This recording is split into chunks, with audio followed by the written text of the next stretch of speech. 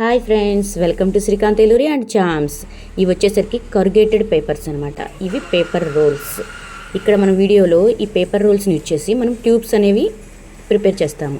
అసలు ఈ ట్యూబ్స్ అనేవి ఎక్కడ యూజ్ చేస్తాం, ఎలా యూజ్ చేస్తాం అనేది మీకు చెప్తున్నాను.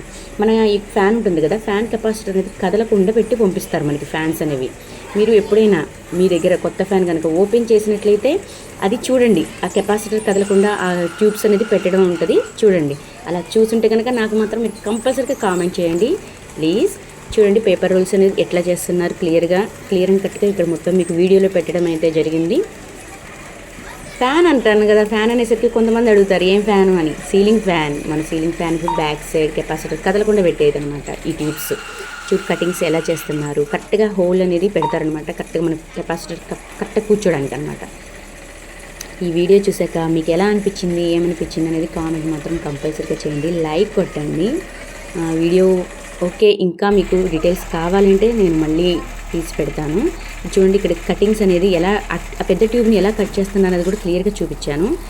వాళ్ళు ఒక రిక్వైర్మెంట్ తీసుకుంటారనమాట, ఎంత అనేది సైజ్ చూసుకొని దాని ప్రకారం కట్ చేసేస్తారు. కట్ చేసిన వాటికి స్పెషల్గా మళ్ళీ తీసుకెళ్ళి హోల్స్ అనేవి పెడతారు.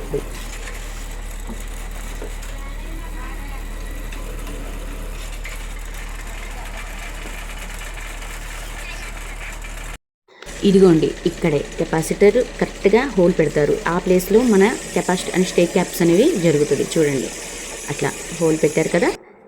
అలా అయిపోయిన తర్వాత ప్యాకింగ్ చేసేసుకోవడం, ఎక్కడ ఆర్డర్ ఇస్తే అక్కడికి పంపించేయడం. Last and final please subscribe చేసుకోండి, లైక్ కొట్టండి, షేర్ కొట్టండి ప్లీజ్ ఫ్రెండ్స్.